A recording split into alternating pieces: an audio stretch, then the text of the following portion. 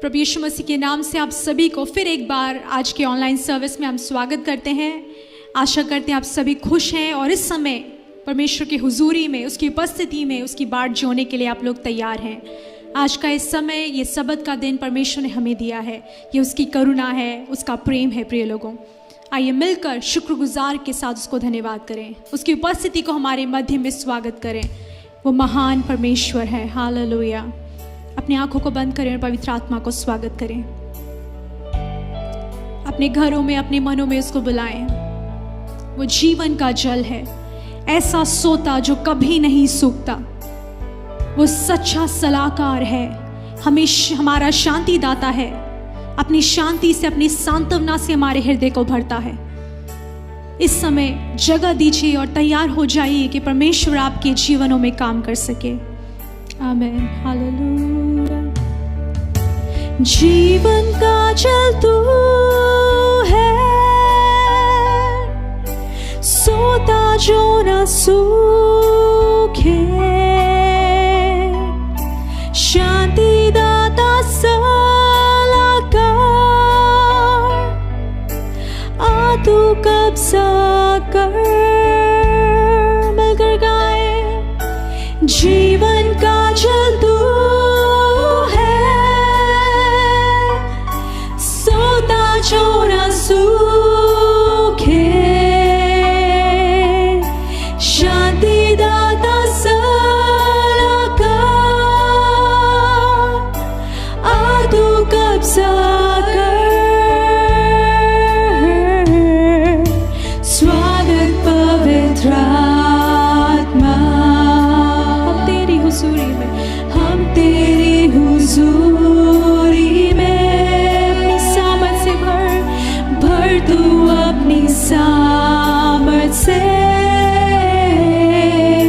रह तू मुझ में। फिर एक बार बोले, स्वागत पवित्र आत्मा, स्वागत पवित्र आत्मा, तेरी हुजूरी में, हम तेरी हुजूरी में, भर तू अपनी सामर्थ से, रह तू मुझ में।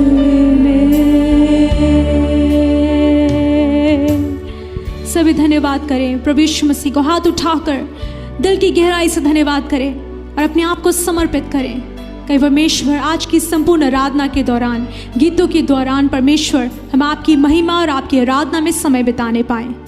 परमेश्वर आप नियंत्रण लीजिए, आप कंट्रोल कीजिए। परमेश्वर हमारे हृदय को, हमारे मनों को, हमारे हर एक कार्य को परमेश्वर आप कब्जा कीजिए। प्रभु जी, हमारे घरों को, हमारे मनों को कब्जा कीजिए। आइए प्रभु जी, आइए पवित्र आत्मा, स्वागत है, स्वागत है, स्वागत है। धन्यवाद परमेश्वर। आमीन, आमीन। Hallelujah, hallelujah, hallelujah. परमेश्वर के नाम की महिमा हो। मुझे विश्वास है आप सभी लोग परमेश्वर की उपस्थिति में अपने आप को भिगोया हुआ महसूस कर रहे हैं, क्योंकि इसके बाद हम परमेश्वर को गीतों के द्वारा आराधना करने जा रहे हैं। एक उत्तम आराधना परमेश्वर को दीजिए। जब हम दान देते हैं, एक उत्तम दान हम देने की कोशिश करते हैं और वही बाइबल हमें बताती है। उसी प्रकार से एक उत्तम आराधना भी परमेश्वर के लिए एक भली भांति भेंट के समान है। इस भेंट को हम दिल की गहराई से, सच्चाई से, संपूर्ण हृदय के साथ हम परमेश्वर को चढ़ाएं। हालेलुया। क्योंकि भजन संहिता 121 का 4 और 5वां वचन इस प्रकार कहता है, सुन इज़राइल का रक्षक, ना ऊँघेगा और ना सोएगा। यहोवा तेरा रक्षक है, यहोवा तेरी दाहिनी ओर तेरी आड़ है। आमीन। इज़राइल का रक्षक, आपका और मेरा रक्षक, हमारा परमेश्वर यहोवा ना सोता है ना ऊँघता है, जो आपका और मेरा सृजनहार है। हालेलुया। वो हम पर अपनी दृष्टि को रखता है, अपनी करुणा को बनाए रखता है। हालेलुया। आइए मिलकर इस गीत को गाएं, इस हिंदी गीत को गाएं, परमेश्वर के नाम की महिमा करें, ताली को बजाकर।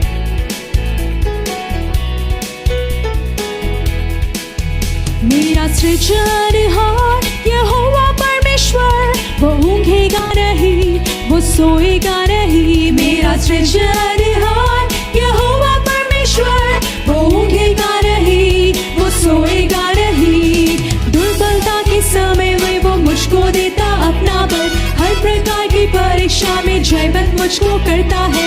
दुर्बलता के समय में वो मुझको देता अपना बल। हर प्रकार की परीक्षा में जयवंत मुझको करता है। विपत्ति के समय में आश्रय है मेरा वो। विपत्ति के समय में आश्रय है मेरा वो। चट्टान मुकर है वो मोही मेरा बल। मेरा सृजनहार यहोवा परमेश्वर, वो ऊँघेगा नहीं, वो सोएगा नहीं। मेरा सृजनहार यहोवा परमेश्वर, वो ऊँघेगा नहीं, वो सोएगा नहीं। दृष्टि मुझ पर रखता, अगुवाई मेरी करता है। सच्चाई के मार्ग पर वो निश्चय मुझे चलाता। दृष्टि मुझ पर रखता, अगुवाई मेरी करता है। सच्चाई के मार्ग पर वो नित्य मुझे चलाता। पवित्र आत्मा से मेरे दिल को भरता है। पवित्र आत्मा से मेरे दिल को भरता है। पवित्र वो उसकी स्तुति हो। मेरा सृजनहार यहोवा परमेश्वर, वो ऊँघेगा नहीं, वो सोएगा नहीं। मेरा सृजनहार यहोवा परमेश्वर, वो ऊँघेगा नहीं, वो सोएगा नहीं। मेरा सृजनहार यहोवा परमेश्वर, वो ऊँघेगा नहीं, वो सोएगा नहीं। मेरा सृजनहार यहोवा परमेश्वर, वो ऊँघेगा नहीं, वो सोएगा नहीं। Hallelujah, hallelujah. कितना भला और कितना अद्भुत परमेश्वर है हमारा। हमारी माँ भी, एक नए बच्चे को जन्म दी हुई माँ भी, वो ऊँघ सकती है, सो सकती है। वो चाहती है कि हमेशा हर पल अपने बच्चे का ख्याल रखे, उसको देखते रहे ताकि वो ना रोए, उसको भूख लगे तो दूध पिलाए। लेकिन वो भी थक जाती है, ऊँघ लेती है, सो जाती है। लेकिन कितना महान है हमारा परमेश्वर पिता, जो ना सोता है ना ऊँघता है। क्यों? क्योंकि वो हर पल हम पर अपनी नज़र को बनाए रखना चाहता है। वो हमसे अपनी नज़र को नहीं हटाना चाहता। वो नहीं चाहता कि कोई भी हानि हमारे पास भी पहुँचे, कोई भी ठेस हमें लगे। हर पल हमारे संग रहकर हमारी सुरक्षा के लिए वो लगा रहता है, उसी में अपने समय को व्यतीत करता है। इतना बेहद मोहब्बत और प्रेम वो हमसे करता है। हालेलुया, है ना अद्भुत हमारा परमेश्वर। हालेलुया, आमीन। आइए मिलकर एक और हम तमिल गीत गाएंगे, आराधना में जाएंगे, परमेश्वर की आराधना करेंगे। क्योंकि आराधना के समय, जिस समय हम आराधना करते हैं, उस समय बंधन टूट जाते हैं, असंभव कार्य संभव में बदल जाते हैं। जो नामुमकिन लगता है आपको, अभी लग रहा होगा नामुमकिन, जब आप आराधना करने लगेंगे सब कुछ परमेश्वर आपको बताएगा कि ये मुमकिन है, ये तेरे द्वारा होगा। मैं तेरे साथ रहकर इस बात को, इस कार्य को तेरे लिए पूरा करूंगा। इस मार्ग को मैं तेरे आगे जाके तेरे लिए खोलूंगा। हालेलुया, ऐसा परमेश्वर हमारा परमेश्वर है जिसकी आप और मैं आराधना करते हैं। हालेलुया, वो एक साधारण परमेश्वर नहीं है, वो ऐसे ही कोई परमेश्वर नहीं है। हालेलुया, आइए मिलकर उसकी आराधना करें। करेंगे इतनी उत्साहമായി கர்த்தரை ஸ்தோத்தரிப்போம். ஆமென். ஆராதனை செய்யும் நேரம், அப்பாவின் சந்தோஷ நேரம். ஆராதனை செய்யும் நேரம், அப்பாவின் சந்தோஷ நேரம். உற்சாகமாய் ஆராதனை ஆராதனை ஆராதனை ஓ ஆராதனை ஆராதனை ஆராதனை ஆராதனை ஆராதனை ஆராதனை செய்யும் நேரம், என் அப்பாவின் சந்தோஷ நேரம். ஆராதனை செய்யும் நேரம்,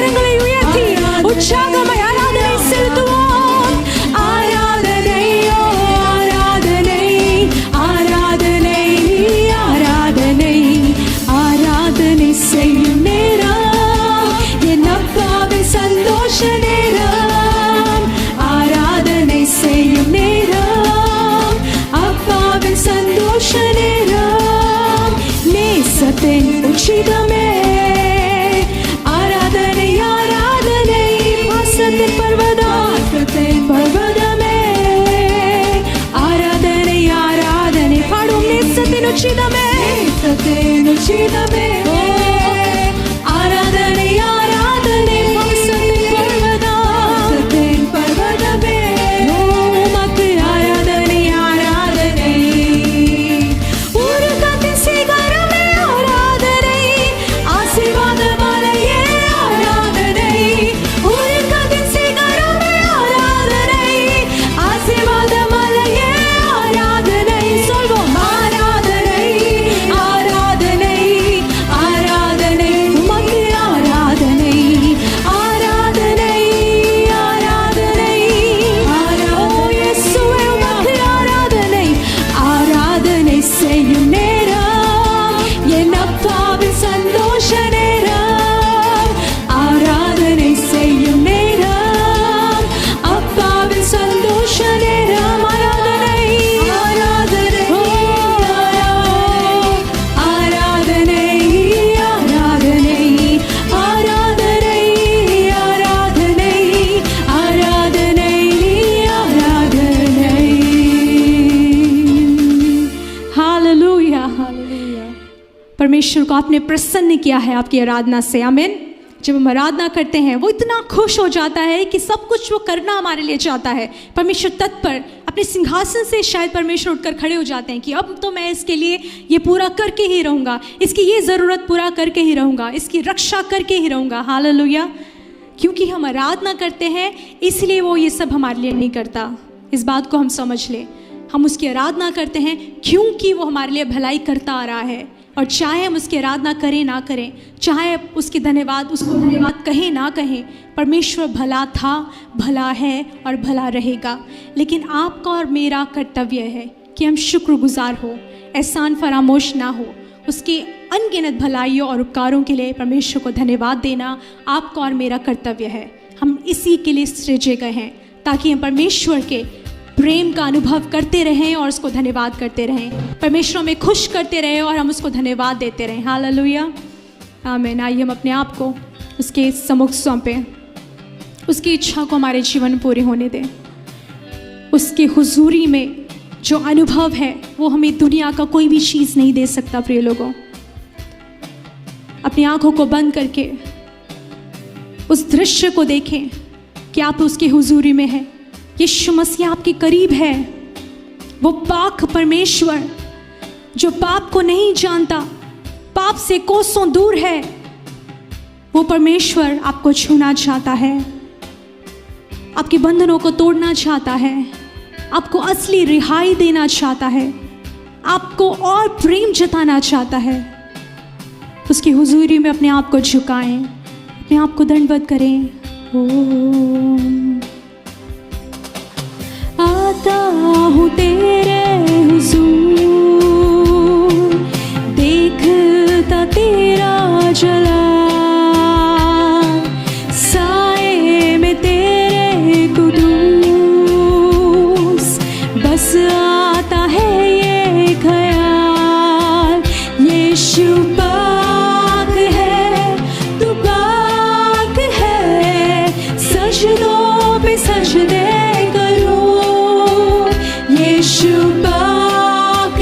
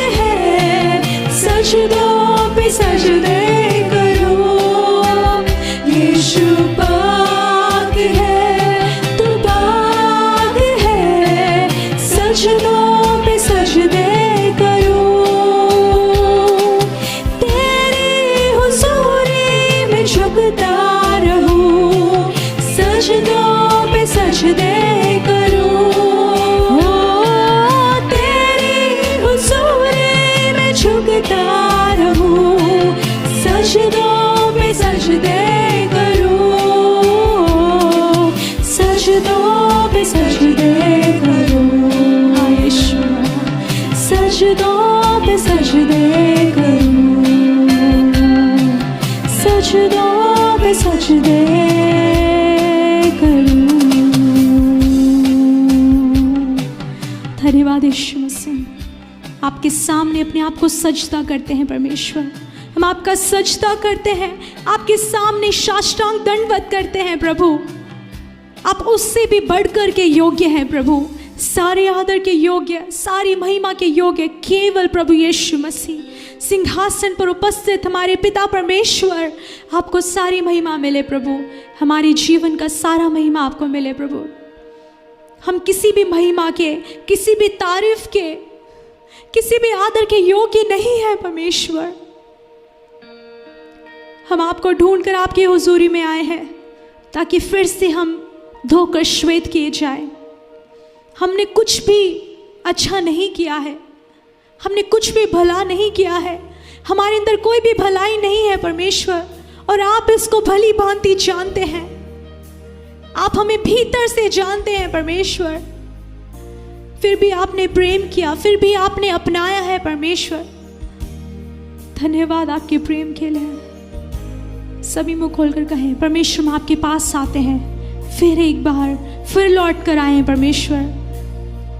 आपके बच्चों के बारे में हम जानते हैं, आपके संतानों के बारे में हम बाइबल में पढ़ते हैं, लेकिन उनमें से किसी के भी करीब हम नहीं हैं, उनके समान हम नहीं हैं परमेश्वर। लेकिन हमें आपने अपने स्वरूप में बनाया है पिता परमेश्वर। आप यीशु मसीह के समान हमसे प्रेम करते हैं, स्वर्गदूतों से बढ़कर उसने हमें बनाया है, इतना बेहद प्रेम।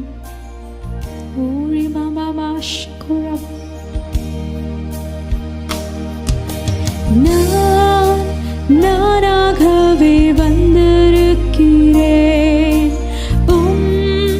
பிரசன்னத்தில் வந்து நிற்கிறேன். நீ இன்று என்னை ஏற்றுக்கொள்வீரா,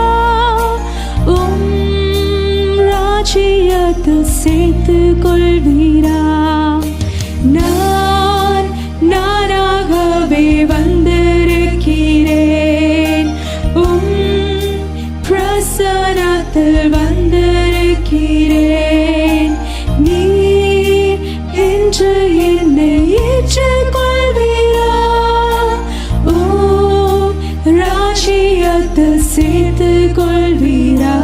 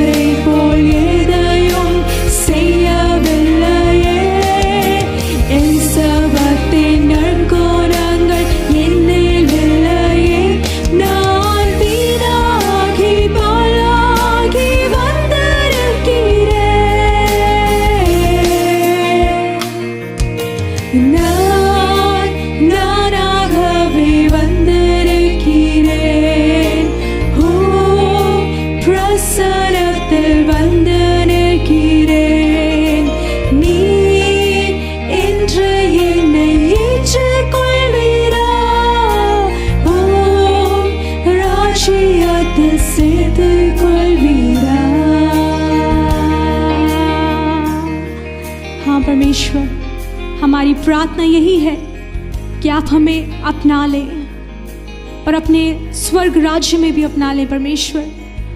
हमें से कोई भी आपसे पीछे ना हटे परमेश्वर। आपके द्वारा बार बार दिए गए अवसर का हम फायदा ना उठाएं परमेश्वर। इस समय को आपके हाथों में सौंपते हैं। हम जैसे भी आए हैं आपने हमें अपनाया है। मार्था के समान हमने आपकी सेवा नहीं की होगी। मरियम के समान हमने आपसे प्रेम नहीं रखा होगा। एस्तर के समान कुछ भला नहीं किया है। एलिशबा के समान परमेश्वर आपसे प्रेम नहीं किया है। उसकी तरह कोई भी भले व्यवहार हमारे अंदर नहीं है, स्वभाव हमारे अंदर नहीं हो सकता। लेकिन इस समय मैं प्रार्थना करती हूँ प्रभु जी, और मांगती हूँ हम में से हर एक जो हमारे साथ ऑनलाइन जुड़े हुए हैं प्रभु, हम में से कोई भी जो प्रार्थना कर रहा है एक बदलाव के लिए हमारे जीवन में, हमारे मनों में एक बदलाव के लिए, हमारे जीवन के हर एक क्षेत्र में, हमारे स्वभाव में, हमारे चाल चलन में, हमारी सोच विचार में, जो इस समय बदलाव के लिए परमेश्वर एक चेंज के लिए प्रार्थना कर रहे हैं, उनको बदल दीजिए परमेश्वर। हम और पवित्र बनाए जाएं और आपके समान हो जाएं, ताकि आपके आगमन में परमेश्वर हम हाथ छोड़े ना जाएं। स्वर्ग राज्य में प्रवेश होने वाले आपके वारिस के रूप में हमें बदल दीजिए। धन्यवाद करते हैं आपके हर एक उपकारों के लिए। हमारी आराधना को आपने ग्रहण किया, धन्यवाद। वचनों के द्वारा हमसे बात कीजिए, अगुवाई कीजिए, नियंत्रण में रखिए परमेश्वर, और अपनी करुणा से हमें संभाले रखिए। सारी आदर महिमा जलाल आपको देते हुए प्रभु यीशु मसीह के नाम से प्रार्थना मांगते हैं पिता, आमेन आमेन। ஆண்டவராகிய இயேசு கிறிஸ்துவின் நாமத்தினாலே உங்கள் எல்லோருக்கும் வாழ்த்துக்கள்। प्रभु यीशु मसीह के नाम से आप सभी को शुभकामनाएं। இந்த நாளிலும் ஆண்டவருடைய வார்த்தையை கொண்டு வரும்படியாக அவர் கொடுத்த கிருபைக்காக அவரை ஸ்தோத்திரிக்கிறோம்। आज के दिन भी परमेश्वर के वचन को लाने की जो करुणा उसने दिखाई है उसके लिए परमेश्वर की स्तुति करते हैं। தேவன் நல்லவராய் இருக்கிறார், परमेश्वर भला है அவர் கிருபை உள்ளவராய் இருக்கிறார், और वो करुणामय है। இம்மட்டுமாக நம்ம நடத்தி வந்திருக்கிறார், अभी तक उसने हमें चलाया है, தொடர்ந்து நடத்துவார் என்பதை நாம் விசுவாசிப்போம்। निरंतर हमें चलाएगा, हम विश्वास करते இந்த रहेंगे। நாளில் செய்திக்காக ஒரு வார்த்தையை வாசிப்போம்। आज के वचन के लिए एक वचन को पढ़ेंगे। ஆதியாகமம் 18ஆம் அதிகாரம் उत्पत्ति 18वां अध्याय 17, 18, 19 வசனத்தை நாம் பார்க்கும் பொழுது 17वें वचन से 19वें वचन तक जब हम देखते हैं, இங்கே தமிழில் 18ஆம் வசனத்தில் இப்படி எழுதப்பட்டிருக்கிறது, நான் செய்ய போகிறதை ஆபிரகாமுக்கு மறைப்பேனோ। तब परमेश्वर यहोवा ने कहा, ये जो मैं करता हूँ उसे क्या अब्राहम से छिपा रखूंगा। தான் செய்ய போகிறதை ஆபிரகாமுக்கு மறைப்பேனோ என்று ஒரு கேள்வியை நம்மிடத்தில் கேட்கிறார் அவர்। परमेश्वर हमसे प्रश्न करता है, क्या जो मैं अब्राहम के लिए करने जा रहा हूँ क्या मैं उसको उससे छुपाऊंगा। நோவாவின் காலத்திலிருந்து ஆண்டவர் உருவாக்கின மனுஷனை உருவாக்கின நாட்களிலிருந்து எத்தனையோ மனுஷர்கள் இந்த பூமியிலே வந்தார்கள்। नूह के समय से कई लोगों को जिसको परमेश्वर ने सृजा वो लोग उसके बाद आए, ஆனா மற்றவருடைய வாழ்க்கையில சொல்லாத ஒரு வார்த்தையை ஆண்டவர் இந்த நாளில் இந்த இடத்திலே ஆபிரகாமை பற்றி சொல்வதை நாம் பார்க்க முடியும்। लेकिन कई लोगों से जो परमेश्वर ने जिस बात को नहीं कही उस बात को परमेश्वर ने अब्राहम से कहा। சர்வ வல்லமையுள்ள தேவன் அவர், सर्वशक्तिमान परमेश्वर है वो, அவருடைய சித்தத்தை நாம் யாரும் அறிய முடியாது, और उसकी इच्छा को हम में से कोई नहीं जान सकता। ஏற்ற காலத்தில் அவர் தன்னுடைய பிள்ளைகளை பிள்ளைகளுடைய வாழ்க்கையில் என்ன செய்ய அவர் தீர்மானித்திருக்கிறாரோ அதை அவர் செய்து நிறைவேற்றுகிறவராய் இருக்கிறார்। सही समय पर परमेश्वर ने जो उसके संतानों के जीवन में करने को ठानी है उसे कर ही रहेगा। அப்படிப்பட்ட ஒரு சூழ்நிலையிலே ऐसी एक परिस्थिति में நான் செய்ய போகிறதை ஆபிரகாமுக்கு மறைப்பேனோ என்று கேட்கிறார்। परमेश्वर पूछता है, क्या मैं जो करने वाला हूँ उसे अब्राहम से छुपा रखूंगा। ஆபிரகாம் இடத்துல அப்படி என்ன ஒரு விசேஷித்த ஒரு குணத்தை ஆண்டவர் என்ன குணத்தை பார்க்கிறார் என்று சொன்னார், अब्राहम के पास एक विशेष गुण को, एक स्वभाव को परमेश्वर ने देखा। அதுக்கு முந்தின வசனத்திலும் அதுக்கு அடுத்த வசனத்தை நாம் பார்க்கும் பொழுது पहले वचन में और उसके बाद वाले वचन में हम देखते हैं ஆபிரகாமை குறித்து ஒரு பெரிய அழைப்பு இருக்கிறது। अब्राहम के बारे में परमेश्वर की एक बहुत बड़ी बुलाहट அவன் थी, வாக்குத்தத்தம் பண்ணின ஒரு சந்ததியா இருக்கிறபடியினாலே, क्योंकि वो वाचा का एक संतान था, அவன் ஒரு தெரிந்து கொள்ளப்பட்ட சந்ததியா இருக்கிறபடியினாலே, क्योंकि वो एक आशीषित और चुनी गई पीढ़ी में से था। தான் செய்ய போகிற எல்லாவற்றையும் அவனுக்கு நான் வெளிப்படுத்துவேன் என்று சொல்கிறார்। परमेश्वर कहता है कि जो कुछ भी मैं करने वाला हूँ उसे दर्शाऊंगा। அதுல ஆபிரகாம் மூலமாக என்ன செய்ய போகிறார் என்று சொன்னார், अब्राहम के द्वारा परमेश्वर ऐसा क्या करने वाले थे, அவன் ஒரு பெரிய ஜாதியாக மாறப் போகிறான்। उसे परमेश्वर एक बहुत बड़ी जाति बनाने वाले அவனுக்குள் थे, பூமியில் உள்ள சகல ஜாதிகளும் ஆசீர்வதிக்கப்படும்। और उसके द्वारा संसार के सभी जातियां आशीष को प्राप्त करेंगे। சகல ஜாதிகளும் ஆசீர்வதிக்கப்பட வேண்டும் என்று சொன்னால் सभी प्रकार की जो जातियां हैं वो आशीष प्राप्त करेंगे, इसका अर्थ है சகல ஜாதிகளும் அவரை விசுவாசிக்க வேண்டும், अर्थात सभी जाति उस पर विश्वास करेंगे। இந்த நாளிலே உலகம் முழுவதும் எத்தனையோ ஜாதிகள் உருவாக்கப்பட்டிருக்கிறது, आजकल संसार भर में कई जातियां बनाई गई हैं, எத்தனையோ மதங்கள் உருவாக்கப்பட்டிருக்கிறது, कई धर्म बनाए गए हैं, எத்தனையோ கொள்கைகள் உருவாக்கப்பட்டிருக்கிறது, कई कुल हैं जो बनाए गए हैं। ஆனால் எத்தனை பேர் ஆண்டவராகிய இயேசு கிறிஸ்துவை விசுவாசிக்கிறார்கள்? लेकिन उनमें से कितने जन हैं, कितने लोग हैं जो प्रभु यीशु मसीह पर विश्वास करते அப்படி हैं। அவரை விசுவாசித்து அவர் எந்த வழியை காட்டுகிறாரோ அந்த வழியில செல்கிறவர்களுக்கு அவர் தன்னுடைய காரியங்களை வெளிப்படுத்த அவர் சித்தமாக இருக்கிறார்। उस पर विश्वास करके जो मार्ग प्रभु यीशु दिखाता है उस पर चलने वालों के लिए परमेश्वर ने अलग आशीषों को रखा है। அபிரகாமுக்கு பிறகு எத்தனையோ புருஷர்கள் வந்தார்கள், अब्राहम के बाद कई पुरुष आए। இந்த நாளில் நாமும் ஜெபிக்கிறோம், விசுவாசிக்கிறோம், इन दिनों में हम भी प्रार्थना करते हैं, विश्वास करते हैं, ஆனா நம்மை குறித்து சொல்லாத ஒரு வார்த்தை ஆண்டவர் அபிரகாமிடம் சொல்லி இருக்கிறார்। लेकिन हमारे बारे में ऐसी बात जो नहीं कही गई वो अब्राहम के बारे में परमेश्वर ने காரணம் कहा, அவன் வாக்குத்தத்தம் பண்ணப்பட்ட என்பதை நிறைவேற்றும்படியாக ஒரு பிறந்த ஒரு சந்ததி. कारण वाचा को पूरी करने के लिए जन्मा एक संतान, एक पीढ़ी था वो। அபிரகாம் அவனை ஒரு தீர்க்கதரிசியாக பார்த்தார் ஆண்டவர். परमेश्वर ने अब्राहम को एक भविष्यवक्ता के रूप में देखा। தீர்க்கதரிசியின் மூலமாகவே ஜனங்களுக்கு சமயத்துக்கு ஏற்றவாறு வார்த்தைகளை கொடுத்து ஜனங்களை எச்சரித்துக் கொண்டு வருகிறார். उस भविष्यवक्ता के द्वारा लोगों को सही समय पर सही शब्दों को बताकर लोगों को चेतावनी देकर चलाता आया। இது ஒரு பக்கம். அவன் மூலமாக இந்த உலகம் முழுவதும் ஒரு பெரிய ஜாதியாக அவன் மாறப் போகிறான், ஒரு பெரிய ஜாதி உருவாக போகிறது என்பது ஒரு பக்கம். अब्राहम के द्वारा परमेश्वर एक बहुत बड़ी जाति को बनाने वाला था, ये बात एक तरफ। இரண்டாவது காரியத்தை நாம் பார்க்கும் பொழுது दूसरी बात को हम देखेंगे। அடுத்த வசனத்தில் எழுதப்பட்டிருக்கிறது, அவன் தனக்கு பின் வரும் தன் வீட்டாருக்கும் நீங்கள் நீதியும் நியாயத்தையும் செய்து கர்த்தருடைய வழியை காத்து நடவுங்கள் என்று கட்டளையிடுவான் என்பதை அறிந்திருக்கிறேன் என்கிறார். और उसके बाद वाले 19वें वचन में लिखा है, क्योंकि मैं जानता हूँ कि वे अपने पुत्रों और परिवार को जो उसके पीछे रह जाएंगे आज्ञा देगा कि वे यहोवा के मार्ग में अटल बने रहें और धर्म और न्याय करते रहें। ஆண்டவருடைய வழியில் நடவுங்கள் என்று சொல்லி தனக்கு பின்பாக வருகிற சந்ததிக்கு சொல்லுவான் என்று ஆண்டவர் அவரை குறித்து சாட்சி கொடுக்கிறார். परमेश्वर अब्राहम के बारे में गवाही देते हैं कि वो अपने पुत्रों को, उसके बाद की पीढ़ी को वो सिखाएगा कि परमेश्वर के भय को किस प्रकार से माना जाए। அவர் சர்வ வல்லமையுள்ள தேவன். क्योंकि वो सर्वशक्तिमान परमेश्वर है। தான் செய்ய போகிறது ஒரு மனுஷனுக்கு ஏன் வெளிப்படுத்த வேண்டும்? जो वो करने वाला है क्यों एक व्यक्ति को वो प्रकट करे? कारण அந்த ஆபிரகாம் மூலமாக அவனுடைய அந்த விசுவாசமுள்ள ஒரு சந்ததி பெருக போகிறது மட்டுமல்ல, अब्राहम के द्वारा एक विश्वास की जो पीढ़ी है, विश्वासी पीढ़ी उत्पन्न होने ही नहीं वाली थी। தனக்கு பின்பாக வரும் சந்ததி ஆண்டவரை விசுவாசிக்கும்படியாக ஒரு உதாரணமாக ஆபிரகாம் நிற்கப் போகிறான் என்பதை ஆண்டவர் தெளிவாய் அறிந்திருந்தார். लेकिन परमेश्वर स्पष्ट रूप में जानता था कि अब्राहम उसके बाद के आने वाली पीढ़ी को परमेश्वर के भय को कहलाएगा, उसके सत्य और मार्ग को दर्शाएगा। நாமும் விசுவாசிக்கிறோம், हम भी विश्वास करते हैं, நாமும் ஜெபிக்கிறோம், हम भी प्रार्थना करते हैं, மற்றவர்களுக்கு நாமும் சுவிசேஷத்தை அறிவிக்கிறோம், कई लोगों को हम भी सुसमाचार सुनाते हैं। ஆனால் அவருடைய வழியை காத்து நடவுங்கள் என்று சொல்லி எத்தனை பேர் நாம் மற்றவர்களுக்கு சொல்லுகிறோம், நம்ம குடும்பத்தாருக்கு சொல்லுகிறோம்? लेकिन हम में से कितने लोग हैं जो अपने परिवारजनों को या दूसरों को बताते हैं कि परमेश्वर के मार्ग उसके नीति में चलो। விசுவாசிப்பது எப்படி என்று ஜனங்களுக்கு இன்னும் நிறைய ஜனங்களுக்கு தெரியாமல் இருக்கிறது. किस रूप से, किस प्रकार से विश्वास किया जाए, अभी भी कई लोग हैं जो इस बात से अनजान हैं।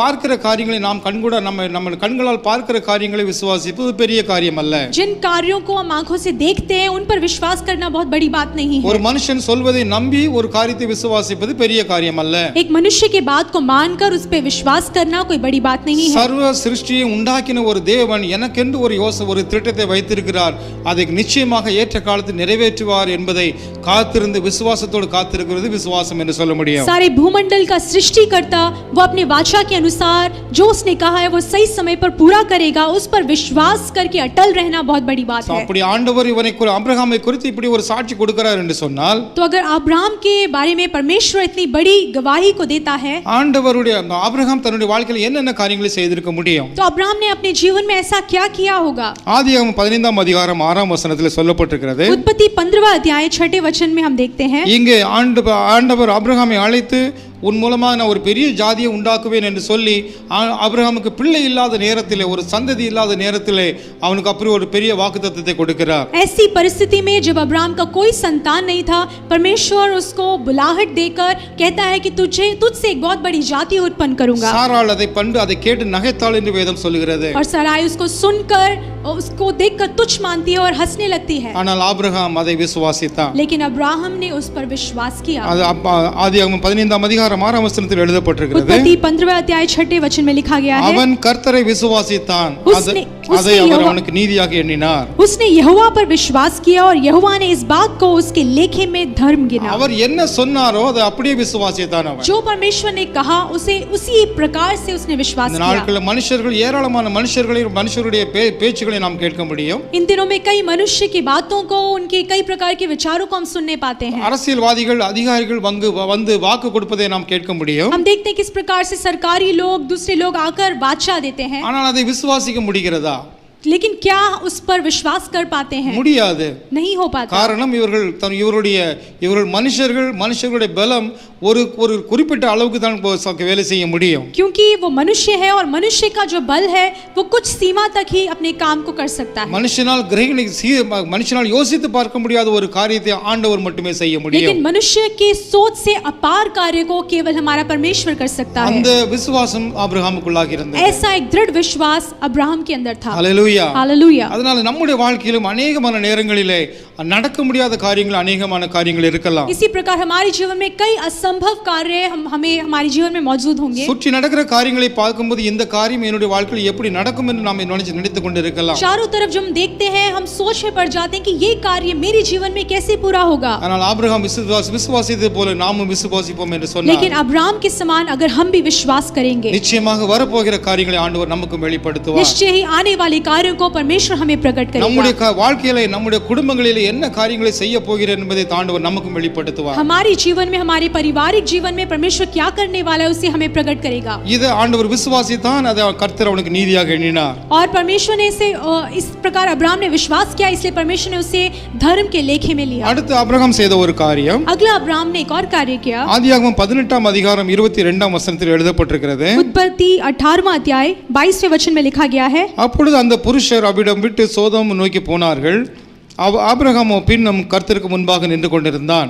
तब वे पुरुष वहां से मुड़ के सदोम की ओर जाने लगे पर अब्राहम यहोवा के आगे खड़ा रह गया. சோதோமையும் கொமோராவையும் அழிக்கும்படியாக ஆண்டவர் கோபத்திலே அந்த திட்டம் பண்ணின நாளிலே परमेश्वर ने अपने क्रोध में ये निर्णय लिया कि सदोम और गमोरा को परमेश्वर नाश करने वाले हैं. ஆபிரகாமுக்கு ஒரு பெரிய பாரம் உண்டாகிறது. तब अब्राहम के मन में एक बहुत बड़ी बोझ उत्पन्न हो जाती है. எதை குறித்ததான ஒரு பாரம்? कैसा बोझ? தன்னுடைய சகோதரனாகிய லோத் அந்த பட்டணத்திலே குடியிருக்கிறான். उसका भाई लूत जो है उस शहर में रहता था. ஆண்டவர் எனக்கு வாக்கு கொடுத்தார் நான் உன் மூலமாக ஒரு பெரிய ஜாதியை உண்டாக்குவேன் என்று சொல்லி. वो सोचता है कि परमेश्वर ने तो मुझे वाचा दिया कि मेरे द्वारा एक बहुत बड़ी जाति उत्पन्न करेगा. ஆனால் இந்த நாளிலே அந்த நகரம் அழிக்கப்படும் என்று சொன்னால் என்னுடைய சகோதரனும் அவன் குடும்பமும் அழிந்து போகுமே. लेकिन आज के दिन अगर वो नगर नाश किया जाए तो मेरा भाई और उसका परिवार नाश हो जाएगा. அந்த காரியம் நடக்க கூடாதபடி ஆண்டவரே ஆண்டவரிடம் ஜெபிக்க அவன் அந்த இடத்தில் நிற்பதை நாம் பார்க்க முடியும். उस समय विनती करने के लिए परमेश्वर की उपस्थिति में खड़ा रह गया. நாம் விசுவாசிக்கிறோம் என்று சொன்னால் तो अगर हम विश्वास करते हैं நம் மூலமாக ஆண்டவர் தன்னுடைய ஒரு பெரிய ஜாதியை உண்டாக்க போகிறார் என்று சொன்னால் अगर हमारे द्वारा परमेश्वर एक बहुत बड़ी जाति को उत्पन्न करने वाला है நம்மை ரட்சித்திருக்கிறார் நம்மை கொண்டு ஒரு பெரிய காரியத்தை செய்ய போகிறார் என்று சொன்னால் हमारा उद्धार करने वाला परमेश्वर अगर हमारे द्वारा एक बहुत बड़े काम को करने वाला है அதற்கு நாமும் ஆயத்தமாக இருக்க வேண்டும் நம்மை சார்ந்தவர்களும் ஆயத்தமாக இருக்க வேண்டும். उसके लिए हमें भी तैयार होना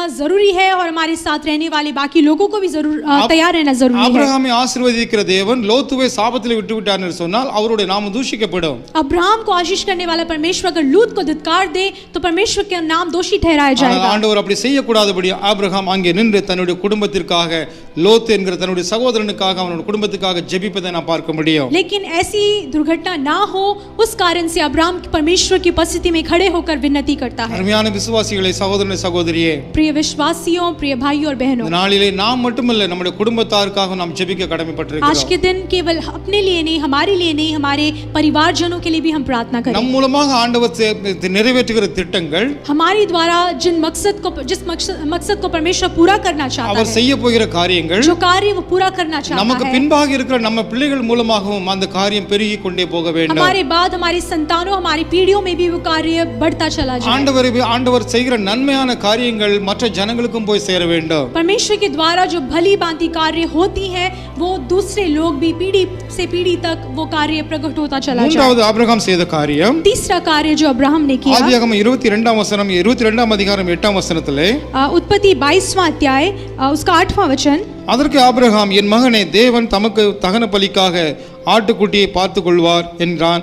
அப்பொழுது இருவரும் கூடி போய் தேவன் அவனுக்கு சொல்லியிருந்த இடத்துக்கு வந்தார்கள்.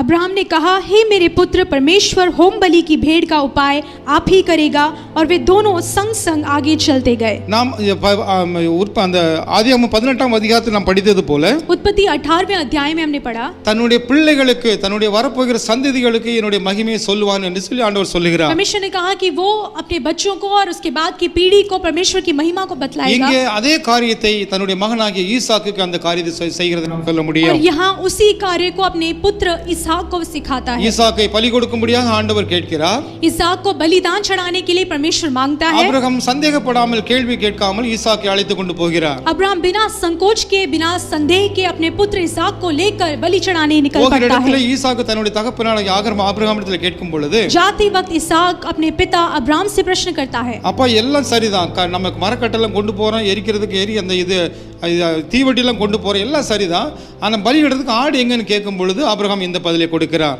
वो अपने पिता से प्रश्न करता है कि पिता सारी तैयारी हमने कर ली है, हमारे पास जलाने के लिए लकड़ियां हैं, आग जलाने के लिए हमारे पास तिल्लियां हैं, सब कुछ है, लेकिन बलि का बकरा कहाँ है? அவர் அதற்கு ஆபிரகாம் கொடுத்த பதில், उसके लिए अब्राहम का उत्तर आता அவர் है, சர்வ வல்லமையுள்ள தேவன், वो सर्वशक्तिमान परमेश्वर அவர் है, தனக்கு தேவையான ஆட்டுக்குட்டியை பார்த்துக் கொள்வார். जो जिस बकरे की जिस बलिदान के लिए भेड़ की उसको आवश्यकता है उसको परमेश्वर ही आप देगा। அருமையான சகோதரனே சகோதரியே, प्रिय भाई और बहनों, ஆண்டவர் நம்முடைய வாழ்க்கையிலும் अनेகமான காரியங்களை செய்ய ஆயத்தமாக இருக்கிறார். परमेश्वर आपके और मेरे जीवन में अनेक कार्य को करने के लिए तैयार நம்ம है। குறித்தும் அவருக்கு ஒரு திட்டம் உண்டு. हमारे बारे में भी परमेश्वर का एक मकसद அந்த है திட்டத்தை யாரும் மாற்ற முடியாது. और उस मकसद को कोई भी नहीं बदल நம்முடைய सकता। வாழ்க்கையில் ஒரு திட்டம் இருக்கிறது என்பதை நாம் நம்முடைய பிள்ளைகளுக்கும் நம்ம குடும்பத்தாருக்கும் நம்ம சார்ந்தவருக்கும் சொல்ல நம்ம கடமைப்பட்டிருக்கிறோம். हमारे जीवन के बारे में एक मकसद है, उसे अपने बच्चों को, अपने परिवारजनों को, अपनी पीढ़ी को बताना जरूरी है। ஆபிரகாம் அதை தான் இந்த இடத்துல ஈசாக்குக்கு சொல்லி கொடுக்கிறார். अब्राहम उसी बात को अपने पुत्र इसहाक को सिखाता है। தனக்குள்ளாக இருந்த விசுவாசத்தை தன்னுடைய மகனுக்கு கொடுப்பதை நாம் பார்க்க முடியும். अपने अंदर के विश्वास को अपने बेटे तक पहुंचाता है। ஒருவேளை இந்த பலி கொடுத்து அதுக்கப்புறம் என்ன நடந்துச்சுன்னு உங்களுக்கு எல்லாருக்குமே தெரியும். और इसहाक को जब वो बलि चढ़ाने जाता है उसके बाद क्या होता है आप सभी लोग जानते அதுக்கு हैं। அப்புறமும் ஒருவேளை அப்பா நீங்க ஆடே இல்லாம என்னதானே பலியிட கூட்டு போனீங்கன்னு ஈசாக்கு கேட்டிருக்கலாம். हो सकता है इसहाक ने तब भी प्रश्न किया होगा कि पिता आपने कहा कि बलि के लिए भेड़ आएगा, लेकिन आप मुझे बलिदान चढ़ा रहे ஆனா हैं। அதற்கு பின்பாக ஆபிரகாம் அவருக்கு எல்லாத்தையும் விளக்கி சொல்லி இருக்க முடியும். और हो सकता है उसके बाद अब्राहम ने सब कुछ उसको समझाया हो। அப்படி சொல்லி இருப்பார் என்றால் ஈசாக்குடைய விசுவாசம் இன்னும் எந்த அளவுக்கு வளர்ந்திருக்கும் என்று நாம் யோசித்து अगर பார்ப்போம். ऐसा बोला होता तो सोच कर देखिए कि इसहाक का जो विश्वास है किस हद तक बड़ा होता। அதற்கு பின்பாக ஈசாக்கை நாம் ஈசாக்குடைய வாழ்க்கையை பார்க்கும் பொழுது उसके बाद जब इसहाक के जीवन को हम देखते हैं, ஆபிரகாமுக்குள்ளாக இருந்த அதே விசுவாசத்திலே ஈசாக்கும் வளர்வதை நாம் பார்க்க முடியும். अब्राहम के अंदर की वही विश्वास इसहाक में बढ़ती चली गई। இந்த காரியங்களை ஆபிரகாம் செய்தபடியினாலே और इन कार्यों को अब्राहम ने किया। इस कार्य ஆண்டவர் से சொல்லுகிறார், நான் செய்ய போகிறதை ஆபிரகாமுக்கு மறைப்பேனோ. परमेश्वर यहोवा कहता है, मैं अपने कार्यों को क्या अब्राहम से छिपा நம்முடைய रखूंगा। வாழ்க்கையிலும் ஆண்டவர் பெரிய காரியங்களை செய்ய हमारी சகாயமாய் இருக்கிறார். हमारे जीवनों में भी परमेश्वर महान कार्य को करने के लिए तैयार அவர் है। நமக்கும் தன்னுடைய காரியங்களை வெளிப்படுத்த வேண்டும் என்று சொன்னார். अगर आप चाहते हैं कि अपने कार्यों को परमेश्वर हमें भी प्रकाशन करे और நம்மை प्रकट करे, குறித்து ஆண்டவர் என்ன திட்டம் வைத்திருக்கிறாரோ அதை நாம் செயல்படுத்துவோம். हमारे बारे में परमेश्वर ने जो मकसद रखा है उसको हम प्रकट करें। ஆபிரகாம் செய்தது போல நாமும் செய்து இன்னும் விசுவாசத்திலே பெருகுவர்களாக மற்றவர்களுக்கு எடுத்து செல்வர்களாக நாம் காணப்படுவோம். जिस रीति से अब्राहम ने किया वैसे ही परमेश्वर के विश्वास को रखते हुए उसे दूसरों तक भी पहुंचाएं, दूसरों को भी बताएं। ஆண்டவர் இந்த வார்த்தைகளை உங்களை ஆசீர்வதிப்பாராக. परमेश्वर इन वचनों द्वारा आप सभी को நாம் आशीष எல்லாரும் दे। ஜெபிப்போம். आइए हम सब प्रार्थना करें। பரிசுத்தமுள்ள நல்ல பிதாவே, இந்த அருமையான காலை வேளைக்காக உம்மை ஸ்தோத்திரிக்கிறோம். पवित्र अच्छे पिता, इस अच्छी सुबह के समय के लिए हम आपका धन्यवाद करते हैं। ஆபிரகாமை போல எங்களுக்கும் விசுவாசத்தை தாரும். अब्राहम के समान हमें विश्वास दीजिए। ஆபிரகாம் உம்முடைய நாமத்தை மகிமைப்படுத்தினது போல நாங்களும் மகிமைப்படுத்த எங்களுக்கு கிருபை தாரும். जिस प्रकार से अब्राहम ने आपके नाम को महिमा पहुंचाई उसी रीति से हम भी करने पाए। நீர் செய்ய போகிறது ஆபிரகாமுக்கு மறைக்காமல் எல்லா காரியங்களையும் வெளிப்படுத்தினது போல जो कुछ भी आप करने वाले थे आपने अब्राहम से छिपा ना रखकर परमेश्वर से उसको प्रकट किया। ஆண்டவரே, நாங்களும் அப்படியே விசுவாசித்து நீர் அறிவிக்கிற காரியங்களை நாங்களும் கேட்டு நாங்கள் எங்கள் பிள்ளைகளுக்கு நாங்கள் எடுத்துச் சொல்ல எங்களுக்கு கிருபை தாரும் ஆண்டவரே. परमेश्वर उसी समान हम भी विश्वास करने पाए और अपने संतान अपनी पीढ़ियों को परमेश्वर उस विश्वास के बारे में बतलाने पाए। கடைசி நாட்களில் வாழ்ந்து கொண்டிருக்கிறோம். अंतिम समय में हम जी रहे இந்த हैं। உலகம் எப்படி இழுக்கிறதோ அப்படி நாங்கள் கடந்து செல்லாதபடி जिस प्रकार से इस संसार है उसी प्रकार से हम ना रह जाएं। எங்களை குறித்தும் எங்களுடைய பிள்ளைகளை குறித்தும் உமக்கு ஒரு தெளிவான திட்டம் உண்டு என்பதை நாங்கள் எப்பொழுதும் விசுவாசித்துக் கொண்டிருக்க எங்கள் பிள்ளைகளுக்கும் எடுத்துச் சொல்ல எங்களுக்கு கிருபை தாரும். हमारे बारे में और हमारे बच्चों के बारे में आपका एक मकसद है परमेश्वर, और इस बड़े काम को आप करने वाले हैं। इस बात को हम अपने बच्चों और अपनी पीढ़ियों तक पहुंचाने वाले बने அப்படி पाएं। செய்து உம்முடைய நாமத்தை மகிமைப்படுத்தும். ऐसा करके आपके नाम को महिमा करने எங்களை पाए। தாழ்த்தி அர்ப்பணிக்கிறோம். अपने आप को दीन करते हैं, अर्पण करते இயேசுவின் हैं। நாமத்தில் ஜெபிக்கிறோம் ஜீவனுள்ள நல்ல प्रभु பிதாவே. यीशु मसीह के नाम से प्रार्थना मांगते हैं अच्छे पिता। ஆமென். आमेन। நம்முடைய கர்த்தராகிய இயேசு கிறிஸ்துவின் கிருபையும் प्रभु यीशु मसीह की करुणा, பிதாவாகிய தேவனுடைய அன்பும் पिता परमेश्वर का प्रेम, பரிசுத்த ஆவியானவருடைய அந்யோன்ய ஐக்கியமும் पवित्र आत्मा की सहभागिता இன்றும் என்றும் சதா காலங்களில் நம்மோடு கூட இருப்பதாக. आज कल और युगान युग हम सभी के संग बना रहे। ஆமென். आमेन। என் ஆத்மாவே கர்த்தரை ஸ்தோத்திரி. हे मेरी आत्मा परमेश्वर की स्तुति कर। என் முழு உள்ளமே ஒரு பரிசுத்த நாம ஸ்தோத்திரி. हे मेरे पूरे मन उसके पवित्र नाम को स्तुति என் कर। ஆத்மாவே கர்த்தரை ஸ்தோத்திரி. हे मेरी आत्मा परमेश्वर की स्तुति கர்த்தர் कर। செய்த சகல உபகாரங்களை மறவாதே. उसके किए किसी भी भली उपकार को ना भूलना। आमेन। आमेन। आमेन। आमेन।